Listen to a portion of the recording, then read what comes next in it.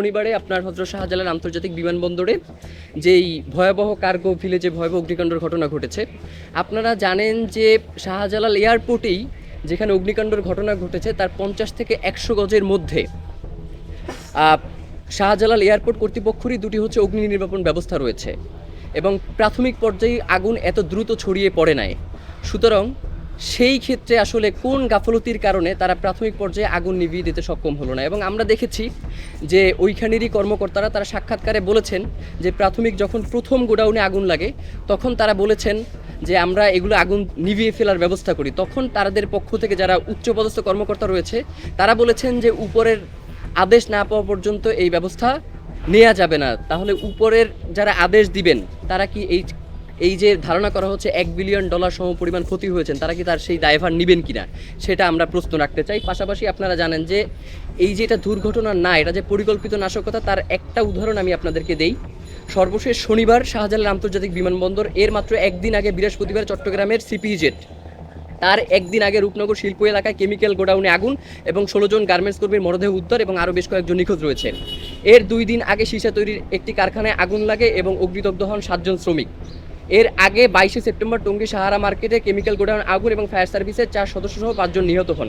এই যে অগ্নিকাণ্ডগুলোর ঘটনাগুলো ঘটছে ধারাবাহিকভাবে, আগেও কোনো ঘটনা নাই, পরেও কোনো ঘটনা নাই, হঠাৎ করে এসে যে অগ্নিকাণ্ডের ঘটনাগুলো ঘটছে এইগুলোকে আমরা মনে করছি যে এগুলো একদম পূর্ব পরিকল্পিত নাশকতা। এবং আমরা মনে করছি যে আওয়ামী লীগের ইতিহাস যদি আমরা দেখি তাহলে নির্বাচনের আগে বা নির্বাচন পরবর্তী সময়ে যখনই তারা বিভিন্ন ধরনের বেকায়দার মধ্যে পড়তো তখন তারা এই অগ্নিকাণ্ড বা এই জাতীয় বিষয়গুলোকে দিয়ে তারা দেশে একটা অরাজকতা তৈরি করার সৃষ্টি করতে, এবং আওয়ামী লীগ তো ঘোষণাই দিয়েছে যে তারা সশস্ত্র বিপ্লবের ডাক দিচ্ছে।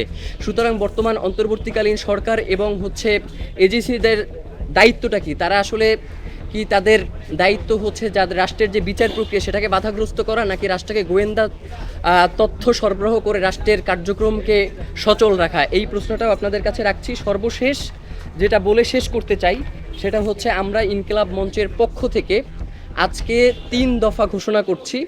সেটা প্রথম দফা যেটা সেটা জুলাই সনদ বাস্তবায়ন প্রক্রিয়ার সুস্পষ্টতা এবং জুলাই সনদের আইনে ভিত্তি 31 অক্টোবরের মধ্যে বাস্তবায়ন করতে হবে। এটা কোনোভাবেই আর ডিলে করা যাবে না।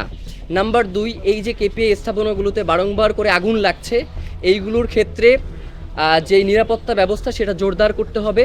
এবং নাম্বার 3 যেটা সেটা জুলাই সনদের যে দায়মুক্তি, সেটা ধরেন আপনার আন্দোলন করে জুলাই যোদ্ধাদেরকে দায়মুক্তি নিতে হয়, এটা আসলে অত্যন্ত নিন্দার।